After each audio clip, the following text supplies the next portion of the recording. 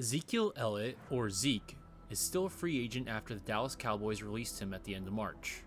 Recently, the Patriots have been named as a potential landing spot for Zeke, who is moving closer to the 10,000-yard career rushing mark. Elliott was drafted by the Dallas Cowboys 4th overall in the 2016 NFL Draft. In 7 seasons with the Cowboys, he was a 3-time Pro Bowler, 2-time All-Pro, and led the league in rushing in 2016 and 2018, and is one of the most complete backs since Adrian Peterson and even Edgerrin James. Zeke is a premier 3-down back that has a rare combination of size, athleticism, pass catching, and blocking skills, and is one of the most productive backs since entering the league. Taking a look at his measurables, Zeke is just under 6 foot. He's roughly 225 pounds. His arm length is a little bit over 31 inches. His hands are over 10 inches. His 40-yard at the combine was 4.47. His 10-yard split was a 1.5. 20-yard was a 2.62. His vert was 32.5 inches. His broad jump was 9'10". Despite the current narrative, over the past 2 seasons, Zeke has actually had decent production.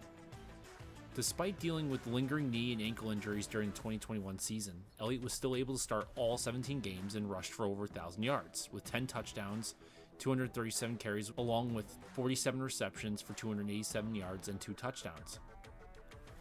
He had 2 games going over the 100-yard mark and 4 games with multiple touchdowns. In 2022, he only rushed for 876 yards, but he still had 12 touchdowns.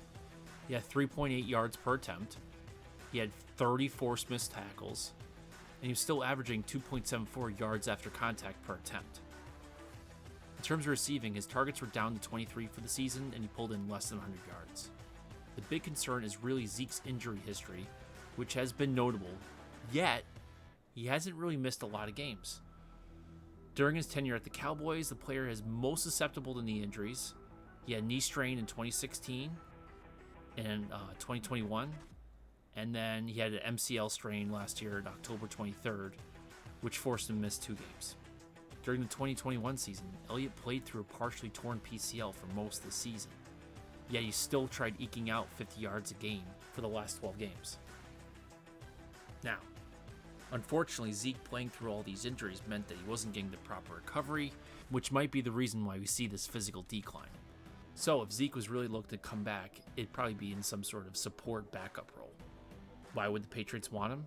Well, he could be a great pickup on a very, very cheap contract.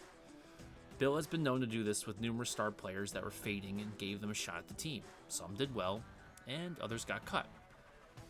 Now, I understand the Patriots have a lot of potential running backs to make the roster, but I'm not 100% on Robinson, and I don't know what's going on with Ty Montgomery.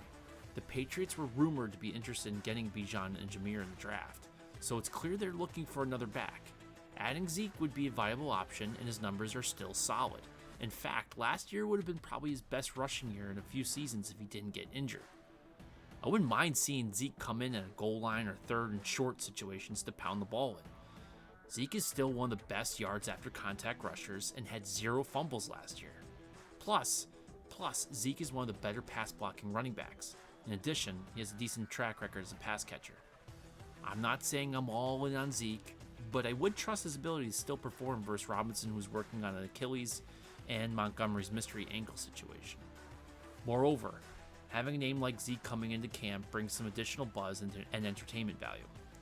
If the contract is good, I don't hate the idea. So, what do you guys think about Zeke potentially coming to the Patriots? Should they sign him? Will he produce? Let me know in the comment section below. If you like my content, please like and subscribe. Thank you for watching.